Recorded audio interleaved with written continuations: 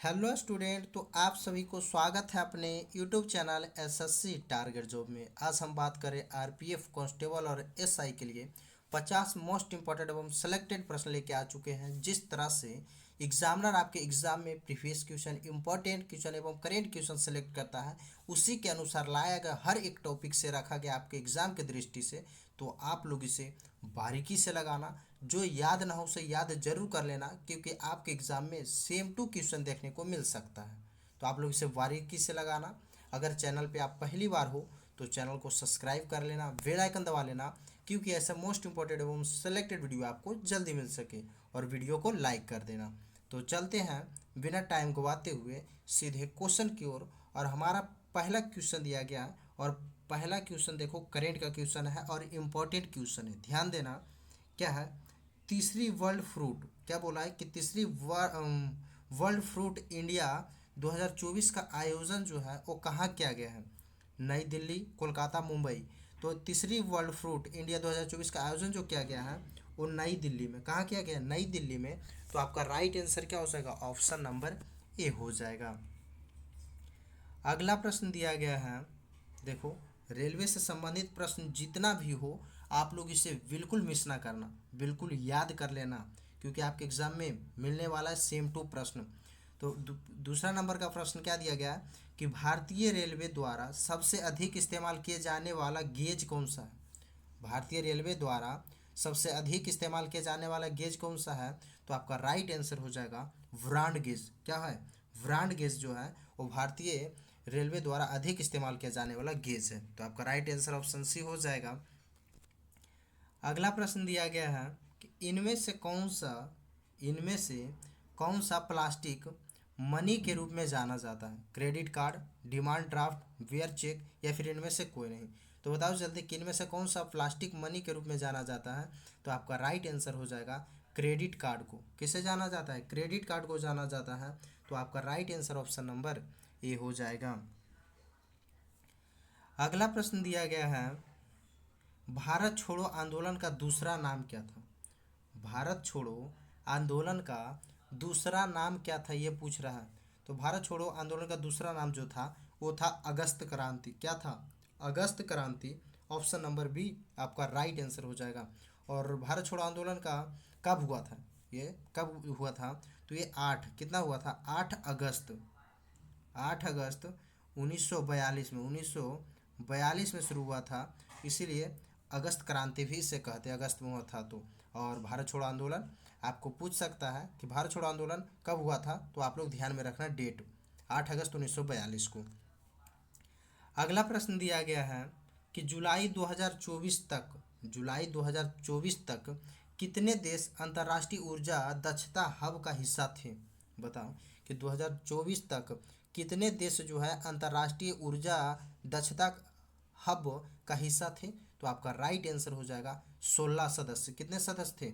16। आपका right answer हो जाएगा ऑप्शन नंबर डी। ध्यान में रखना, इंपॉर्टेंट क्वेश्चन है। अगला प्रश्न दिया गया है कि भारत की पहली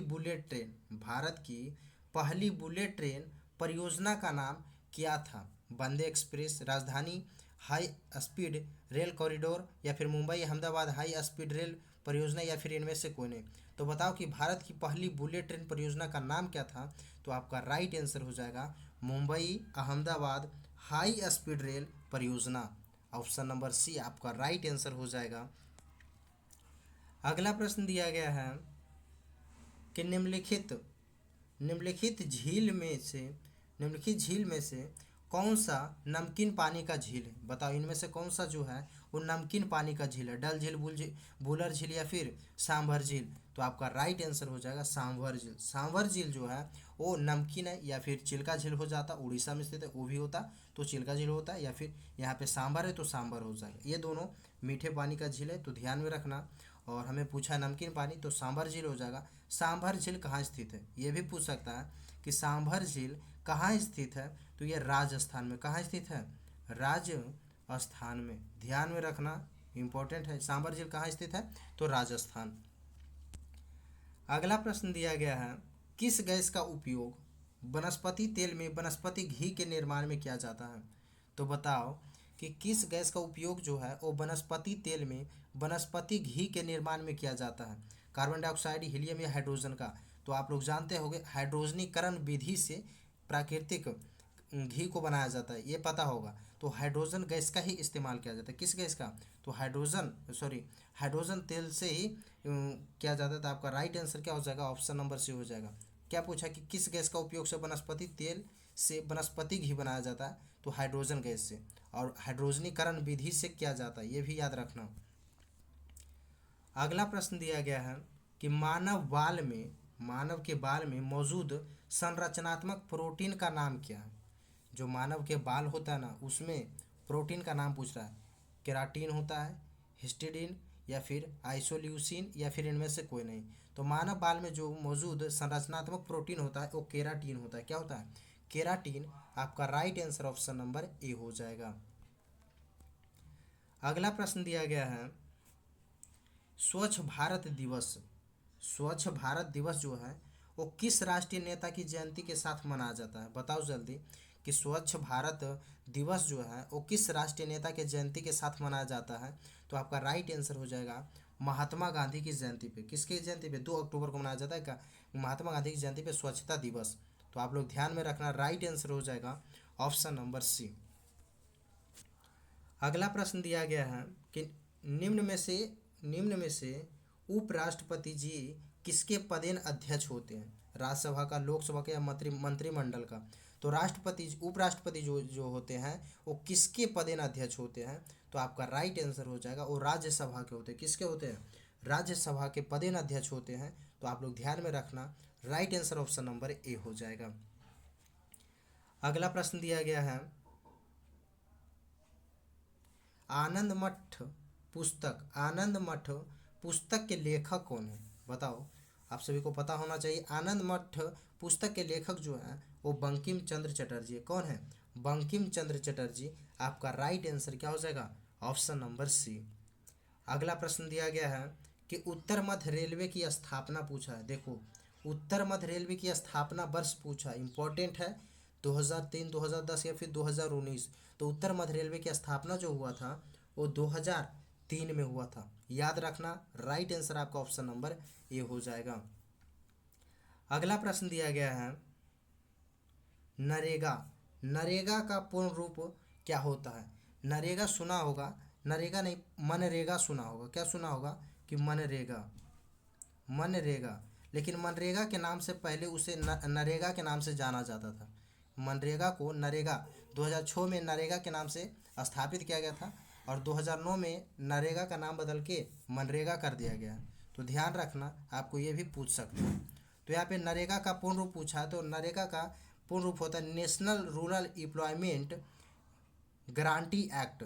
जो 100 दिन का काम दिया जाता है मनरेगा में, वही है, नरेगा था उसका नाम। तो national rural employment guarantee act हो जाएगा आपका राइट आंसर।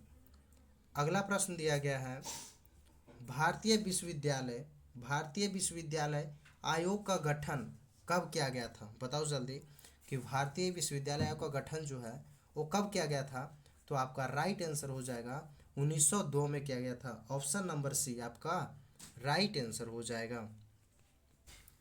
अगला प्रश्न दिया गया है नोबेल पुरस्कार पाने वाली पहली महिला कौन थी? मैरी क्यूरी, मदर टेरेसा, या फिर जॉर्डन हुक? तो नोबेल पुरस्कार पाने वाली पहली महिला जो थी वो कौन थी? तो मैरी क्यूरी थी। कौन थी? Marie Curie. आपका राइट आंसर हो जाएगा ऑप्शन नंबर ए। अगर भारत के पूछता तो मदर टेरेसा हो जाती, लेकिन यहाँ पे पूछे क्या नोबेल पुरस्कार पाने वाली पहली महिला, तो मैरी क्यूरी हो जाएगा। इन्हें कब मिला था? तो 1903 में। कब मिला था? तो 1903 में इन्हें दिया गया था नोबेल पुरस्कार, ये भी ध्यान में रखना। अगला प्रश्न दिया गया है रवि आहूजा को किस कंपनी का नया सीईओ नियुक्त किया गया है? बताओ जल्दी, इंपॉर्टेंट क्वेश्चन और करेंट का क्वेश्चन है कि रवि आहूजा को किस कंपनी का नया सीईओ नियुक्त किया गया है? गूगल का, मेटा का, या फिर सोनी पिक्चर इंटरटेनमेंट का, या फिर इनमें से कोई नहीं। तो रवि आहूजा को सोनी पिक्चर इंटरटेनमेंट का सीईओ नियुक्त किया गया है। ध्यान में रखना, आपका right answer option number C हो जाएगा। इंपॉर्टेंट है और करेंट का है। अगला प्रश्न दिया गया है कि पूर्वोत्तर फ्रंटियर रेलवे की लंबाई कितनी है? बताओ, पूर्वोत्तर फ्रंटियर रेलवे की लंबाई पूछा है, तो इसका लंबाई जो है वो हो जाएगा 4,348 किलोमीटर। कितना है? 4,348 किलोमीटर। आपका right answer option number C हो जाएगा। चलते हैं अगले प्रश्न की ओर। अगर आप लोग अभी तक वीडियो को लाइक नहीं किए हो तो वीडियो को लाइक कर देना। चैनल पे पहली बार हो तो चैनल को सब्सक्राइब जरूर कर लेना, क्योंकि ऐसे मोस्ट इंपॉर्टेंट एवं सेलेक्टेड वीडियो आपको जल्दी मिलेगा और आप अपने एग्जाम में बहुत अच्छे तरीके से रिजल्ट दे सकते हो। अगला प्रश्न क्या दिया गया है कि भारत में प्रथम जल विद्युत केंद्र की स्थापना जो है वो कब की गई थी? भारत में प्रथम जल विद्युत केंद्र की स्थापना कब की गई थी? तो आपका राइट आंसर हो जाएगा 1897 में। कब किया गया था? 1897 में किया गया था। आपका option number A right answer हो जाएगा। और कहाँ किया गया था ये पूछ दिया तो, कि जल विद्युत केंद्र की स्थापना कहाँ किया गया था, तो ये दार्जिलिंग। कहाँ किया गया था?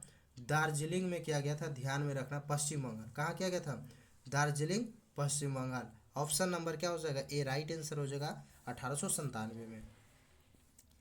अगला प्रश्न दिया गया है, किस अनुच्छेद में केंद्रीय वित्त आयोग का गठन किया गया है? अनुच्छेद 280, अनुच्छेद 368 या फिर अनुच्छेद 156 में? तो किस अनुच्छेद में केंद्रीय वित्त आयोग का गठन किया गया था? तो आपका राइट आंसर हो जाएगा अनुच्छेद 280 में किया गया है। ऑप्शन नंबर ये आपका राइट आंसर हो जाएगा।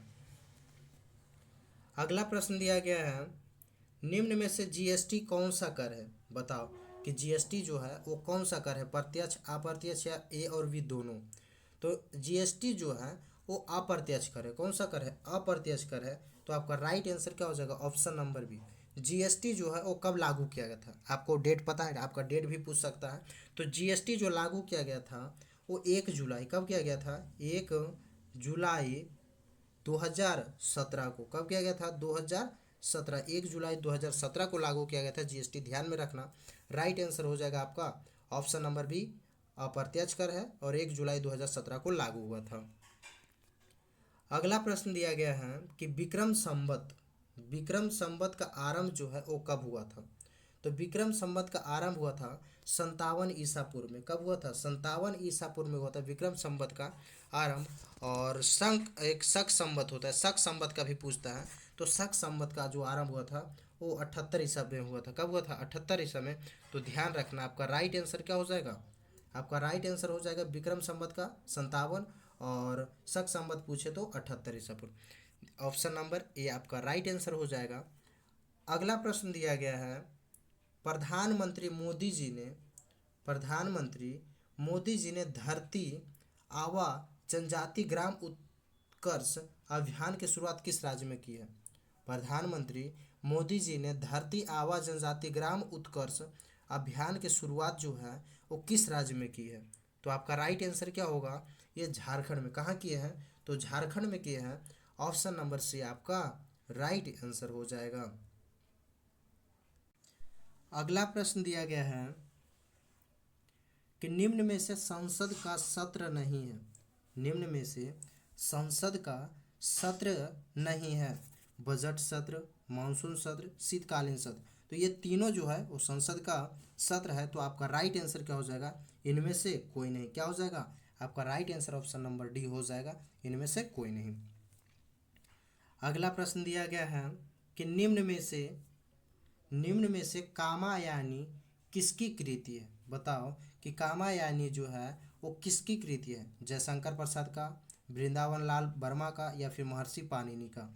तो बताओ जल्दी कि कामायनी किसका लेखक है? तो आपका राइट आंसर होगा जयशंकर प्रसाद का है। आपका राइट आंसर हो जाएगा ऑप्शन नंबर ये। इंपॉर्टेंट क्वेश्चन है, आपका एग्जाम में पूछा जाए। अगला प्रश्न दिया गया है, टीकाकरण द्वारा किसको नियंत्रित किया जा सकता है? टीकाकरण द्वारा जो है वो किसको नियंत्रित किया जा सकता है? एड्स को, कैंसर को, या फिर मधुमेह रोग को? तो किस रोग को जो है टीकाकरण द्वारा नियंत्रित किया जा सकता है? तो आपका राइट आंसर क्या हो जाएगा? आपका right answer option number C होगा। मधुमेह रोग को जो है वो टीका के द्वारा नियंत्रित किया जा सकता है। तो आपका option number C right answer हो जाएगा। अगला प्रश्न दिया गया है कि निम्न में से अनुच्छेद 279A किससे संबंधित है? निम्न में से अनुच्छेद 279 का ए जो है वो किससे संबंधित है? संविधान संशोधन, वाद विवाद, या फिर जीएसटी, या फिर इनमें से कोई नहीं। तो किससे संबंधित है 279 आर्टिकल? तो आपका राइट आंसर जो होगा वो होगा जीएसटी से। किससे संबंधित है? जीएसटी से संबंधित है 279 का ए। बताओ जीएसटी जो लागू किया था तो कैवा संशोधन था, संविधान संशोधन कैवा द्वारा जीएसटी लागू किया गया? तो ये 101वां संविधान संशोधन द्वारा लागू किया गया था। तो ध्यान में रखना, ये भी पूछता है कि संशोधन कि कैवा संशोधन द्वारा लागू किया गया था? तो 101वां संविधान संशोधन द्वारा, ये भी याद रखना। अगला प्रश्न दिया गया है पोंगल त्यौहार क्या है? कि पोंगल त्यौहार में किसकी पूजा की जाती है, यानी किस भगवान की पूजा की जाती है पोंगल त्यौहार में? सूर्य की, इंद्रदेव की, या फिर ये और भी दोनों की? तो आपका राइट आंसर हो जाएगा सूर्य और इंद्र दोनों को किया जाता है पोंगल त्यौहार में। तो आपका राइट आंसर हो जाएगा ऑप्शन नंबर सी, ए और बी दोनों का। अगला प्रश्न दिया गया है प्रधानमंत्री मोदी जी ने किस राज्य में 4 बायोगैस यूनिट का अनावरण किए हैं? बताओ कि प्रधानमंत्री मोदी जी ने किस राज्य में 4 बायोगैस यूनिट का अनावरण किए? करेंट का क्वेश्चन है और इम्पोर्टेंट क्वेश्चन है, याद रखना। कहाँ किए हैं? तो ये असम राज्य में। किस राज्य में किए हैं? तो असम राज्य में किए हैं 4 बायोगैस यूनिट का अनावरण। ऑप्शन सी आपका राइट आंसर हो जाएगा। अगला प्रश्न दिया गया है कि चालक में बल की दिशा किस नियम से ज्ञात की जाती है? चालक में जो बल की दिशा है वो किस नियम से ज्ञात की जाती है? फ्लेमिंग के बाएं हाथ के नियम, या फिर फ्लेमिंग के दाएं हाथ के नियम, या न्यूटन का प्रथम नियम? तो चालक के बल की दिशा जो दर्शाया जाता है, ज्ञात की जाती है, और फ्लेमिंग के बाएं हाथ के नियम से। किससे? फ्लेमिंग के बाएं हाथ के नियम से। तो आपका right answer option number A हो जाएगा। अगला प्रश्न दिया गया है कि कौन सी कोशिका अपना आकार बदल सकती है? बताओ कि कौन सी कोशिका जो है वो अपना आकार बदल सकती है? WBC, RBC, ये भी दोनों, या इनमें से कोई नहीं? तो कौन सा जो है वो अपना आकार बदल सकती है? तो आपका राइट आंसर हो जाएगा ए और बी दोनों। WBC और RBC जो है दोनों अपना आकार बदल सकती है। ध्यान में रखना, राइट आंसर आपका ऑप्शन नंबर सी हो जाएगा। अगला प्रश्न दिया गया है निम्न में से मैंग्रोव वन भारत में कहाँ पाया जाते हैं? मैंग्रोव वन जो है वो भारत के किस क्षेत्र में पाया जाता है? बिहार, उत्तराखंड, पश्चिम बंगाल, या इनमें से कोई नहीं? तो मैंग्रोव वन जो है भारत में वो पश्चिम बंगाल में कहाँ पाया जाते हैं? पश्चिम बंगाल में पाया जाते हैं। आप लोग ध्यान में रखना, क्या हो जाएगा? Option number C. अगला प्रश्न दिया गया है यकृत में भविष्य के लिए कौन सा विटामिन भंडार रहता है? बताओ यकृत में भविष्य के लिए कौन सा विटामिन जो है वो भंडार रहता है? विटामिन ए, विटामिन बी, या फिर विटामिन सी? तो कौन सा विटामिन भंडार रहता है? तो आपका राइट आंसर हो जाएगा विटामिन ए। विटामिन ए जो है वो हमारे यकृत में भंडारित रहता है। तो ध्यान में रखना, आपका राइट आंसर हो जाएगा ऑप्शन नंबर सी। एक बोलता है विटामिन सी, एक पूछता है क्वेश्चन कि विटामिन सी की कमी से कौन सा रोग होता है? विटामिन सी की कमी से पूछता है कौन सा रोग होता है? तो स्कर्वी रोग होता है। क्या होता है? ये भी इंपॉर्टेंट है, ध्यान में रखना। कौन सा रोग होता है? तो स्कर्वी रोग होता है विटामिन सी की कमी से। और विटामिन सी सबसे अधिक किस फल में पाया जाता है, या फिर किस चीज़ में पाया जाता है? तो आंवला में। किस में पाया जाता है? आंवला में पाया जाता है, ध्यान रखना। अगला प्रश्न दिया गया है कि नारकोटिक्स कंट्रोल ब्यूरो का नया महानिदेशक किससे नियुक्त किया गया है? इंपॉर्टेंट क्वेश्चन है, करेंट क्वेश्चन है कि नारकोटिक्स कंट्रोल ब्यूरो का नया महानिदेशक जो है वो किससे नियुक्त किया गया है? जितेंद्र यादव, अनुराग गार्ग, या फिर श्री जितेंद्र सिंह गार्ग को? तो किससे नियुक्त किया गया है कंट्रोल ब्यूरो ऑफ महानिदेशक नारकोटिक्स का? तो आपका राइट आंसर हो जाएगा अनुराग गार्ग को नियुक्त किया गया है। ऑप्शन नंबर बी आपका राइट आंसर हो जाएगा। तो चलते हैं अगले प्रश्न की ओर। अगर आप लोग अभी तक वीडियो को लाइक नहीं किए तो वीडियो को लाइक कर देना, अपने दोस्तों को पास शेयर जरूर कर देना, और चैनल पे पहली बार हो तो चैनल को सब्सक्राइब कर लेना, बेल आइकन दबा लेना, क्योंकि ऐसे मोस्ट इंपॉर्टेंट एवं सिलेक्टेड वीडियो आपको जल्द ही मिल सके। अगला प्रश्न दिया गया है कि ध्वनि की गति किस में धीमी होती है? बताओ सबसे कम जो ध्वनि की गति है वो सबसे कम किस में होती है? तो सबसे कम किस में होती है? तो आपका राइट आंसर हो जाएगा गैस में। किस में होता है? सबसे कम गैस में होता है। और सबसे अधिक भी पूछता है, किस में होता है? सबसे अधिक अगर पूछ दिया तो सबसे अधिक ठोस में होता है। किस में होता है? सबसे अधिक ठोस में होता है। ये भी याद रखना, ध्यान में रखना। अगला प्रश्न दिया गया है, निम्न में से जड़ों के रूपांतरण है। निम्न में से जड़ों के रूपांतरण है कौन है? आलू, प्याज या फिर मूली। तो जड़ों का रूपांतरण जो होगा आपका right answer option number C हो जाएगा। क्या हो जाएगा? मूली। मूली जो है जड़ों का रूपांतरण है। और आलू प्याज, आलू आलू और प्याज जो है वो क्या है? वो तना हो जाएगा। क्या हो जाएगा? तना। इस तना का क्षेत्र में आ जाता है। तो आप लोग ये भी याद रखना, आलू प्याज तना हो जाएगा और जड़ों के क्षेत्र में मूली, मूली, गाजर ये आ जाता है। अगला प्रश्न दिया गया है, प्यूटरी ग्रंथि। प्यूटरी ग्रंथि जो है वो मानव शरीर में कहाँ पाई जाती है? तो प्यूटरी ग्रंथि जो है मानव शरीर में मस्तिष्क में पाई जाती है। कहाँ पाया जाता है? मस्तिष्क में पाया जाता है। तो आपका राइट आंसर आपका ऑप्शन नंबर सी हो जाएगा। अगर पूछ दिया सबसे छोटी हड्डी जो है, सबसे छोटी हड्डी कहाँ पाया जाता है? तो सबसे छोटी हड्डी कान की हड्डी पाई जाती है, जिसे स्टेपिज कहते हैं। किसे कहते हैं? स्टेपिज की हड्डी। तो कान में। और सबसे बड़ी कहाँ पाया जाता है? इस देखो छोटी कर लेना, छोटी हड्डी। और सबसे बड़ी जो है जांघ में पाया जाता है। कहाँ पाया जाता है? सबसे बड़ी हड्डी जांघ में पाया जाता है, फीमर हड्डी। कहाँ? फीमर हड्डी जांघ में। फीमर हड्डी जांघ में पाया जाता है। ये भी याद रखना।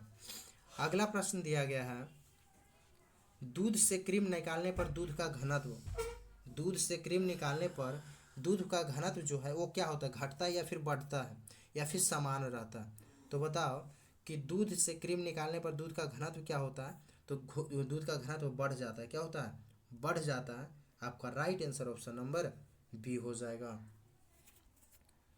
अगला प्रश्न दिया गया है, इंद्रधनुष के बीच, इंद्रधनुष के बीच का रंग जो होता है वो कौन सा रंग होता है? बताओ। इंपॉर्टेंट है, कई बार एग्जामों में पूछा गया है। तो ध्यान में रखना कि इंद्रधनुष के बीच में जो रंग होता है वो हरा रंग होता है। क्या होता है? हरा रंग पाया जाता है। आपका right answer option number C हो जाएगा। अगला प्रश्न दिया गया है कि केंद्रीय कैबिनेट में चंद्रयान 4 मिशन के लिए कितने करोड़ रुपए आवंटित किए गए? चंद्रयान 4 मिशन के लिए जो है कितने करोड़ रुपए आवंटित किए गए हैं? ध्यान रखना, करेंट का क्वेश्चन है, इंपॉर्टेंट है। तो आपका राइट आंसर हो जाएगा 21,2104.06 करोड़ रुपये आवंटित किए गए। कितना किए गए हैं? तो 2104.06 करोड़ रुपये आवंटित किए गए। आपका right answer option number A हो जाएगा। ध्यान रखना। अगला प्रश्न दिया गया है कि निम्न में से दीन ए इलाही धर्म की स्थापना कब हुई थी? दीन ए इलाही धर्म की स्थापना जो है वो कब की गई थी? तो ये 1582 में हुआ था। कब हुआ था? 1582 में दीन ए इलाही धर्म की स्थापना किया था। तो आपका राइट आंसर हो जाएगा ऑप्शन नंबर सी। और इसका स्थापना जो है वो कौन किया था? तो दीन ए इलाही धर्म का स्थापना अकबर किया था। ये भी आप लोग याद रखना, कौन किया था? तो अकबर। अगला प्रश्न दिया गया है कि बंगाल का पहला गवर्नर जनरल कौन था? बंगाल का पहला गवर्नर जनरल कौन था? Warren Hastings, Lord Canning, Robert Clive या फिर इनमें से कोई नहीं? तो बंगाल का पहला गवर्नर जनरल जो था वो कौन था? तो आपका राइट आंसर हो जाएगा वारेन हेस्टिंग्स था। कौन था? Warren Hastings. Option number A आपका राइट आंसर हो जाएगा। अगला प्रश्न दिया गया है कि भारत रत्न राष्ट्रीय पुरस्कार, भारतीय रत्न यहाँ पे कर लेना, भारतीय रत्न राष्ट्रीय पुरस्कार का प्रारंभ कब हुआ? यानी कब से दिया जाने लगा था भारत रत्न? तो आपका राइट आंसर हो जाएगा कब से? तो ये 2 जून। ध्यान में रखना, ऑप्शन में नहीं दिया गया है, याद रखना। 2 जून 1954, 2 जून 1954 को लागू हुआ था। तो आपका राइट आंसर हो जाएगा इनमें से कोई नहीं, क्योंकि 2 जून 1954 से पुरस्कार प्रारंभ किया गया था ये देने के लिए। तो ध्यान रखना। अगला प्रश्न दिया गया है कि निम्न में से बंगाल का शोक किस नदी को कहते हैं? तो बंगाल का शोक कहते हैं दामोदर नदी को। किस नदी को कहते हैं? दामोदर नदी को कहते हैं बंगाल का शोक। और अगर पूछ दिया बिहार का शोक नदी कौन सा है? तो बिहार का शोक नदी कोसी हो जाएगा। ये ध्यान में रखना। और बंगाल का पूछे तो दामोदर हो जाएगा। अगला प्रश्न दिया गया है, मानव खोपड़ी में कितनी हड्डियां होती हैं? मानव की खोपड़ी में पूछा है हड्डियों की संख्या। तो मानव की खोपड़ी में हड्डियों की संख्या 22 होती है। कितनी होती है? 22 होती है।